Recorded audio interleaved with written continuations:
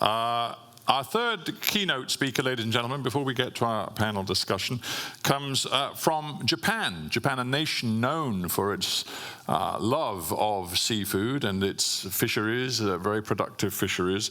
So I'm looking forward to hearing from Hide Sakaguchi, who is the Executive Director for Research at the Japan Agency for Marine Earth Science and Technology, known as JAMSTEC. So, Mr. Sakaguchi, please come to the rostrum.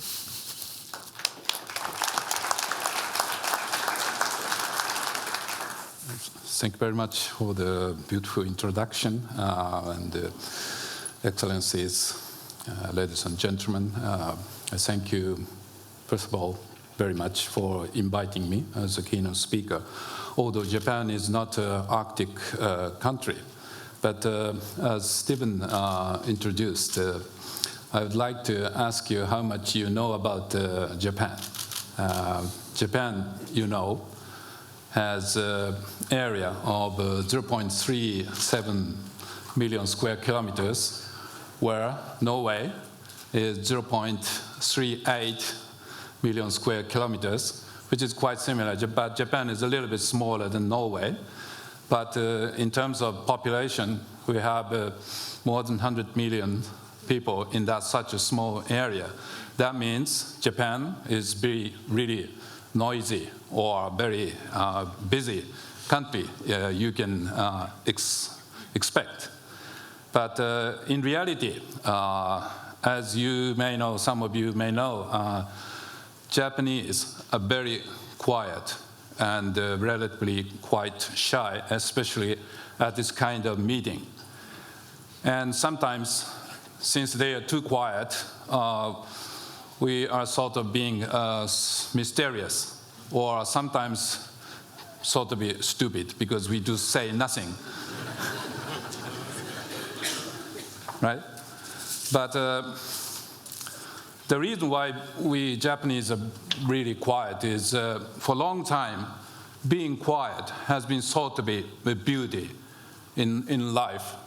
But in addition to this Japanese attitude, Japan once had some exclusion time for more than 200 years, from 17th century to 19th century, completely being aparted from any other country, language, culture, anything. And then since then, today is 21st century, but it's still this affect a lot for Japanese. But before that exclusion time, we had a very, very deep exchange with other countries, because all the language, culture, everything comes from land, from China or Korea. And even yet, we have some very good exchange from Arctic region. For very good example, my wife is coming from Hokkaido Island, where the northern part of Japan. There are still many indigenous people in Hokkaido. My wife is friends, many indigenous people. And they have quite much similarity with indigenous people in Arctic region. That means before the exclusion time, Japan was open, far open to all over the world. And yet, not only human beings, but fish, plankton, any marine biology floating on the ocean current or ocean circulation without our human beings' permission or without our awareness. So in that sense, being quiet is a bit of a nonsense, especially when we think about Arctic region science. Because in Arctic region, quietness has been already broken due to climate change, global warming, and pollution.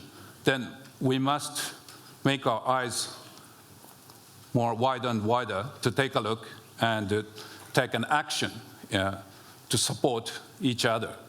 So from now on, we Japanese especially from my side, scientific community, declare to make a big action to contribute to this Arctic frontier community and also Arctic region problem, and also to support each other. And that is our mission, which we are Scientific Research Institute, because science has no border, and yet science is a good tool to communicate with all over the world and also enhance mutual understanding, which eventually brings our peace, Earth, and also friendship. That is our JAMSTEC mission. And additional information is November this year, Japan is going to have our Arctic Science Ministerials meeting in heavily, densely populated in Tokyo, unfortunately. But you are all welcome to attend and to come to see in Japan. And also another information is last December, JAMSTEC was asked to build a new ship for the research together with icebreaker function. So that means we, JAMSTEC, fully make an effort to enhance the science in Arctic region. Thank you very much.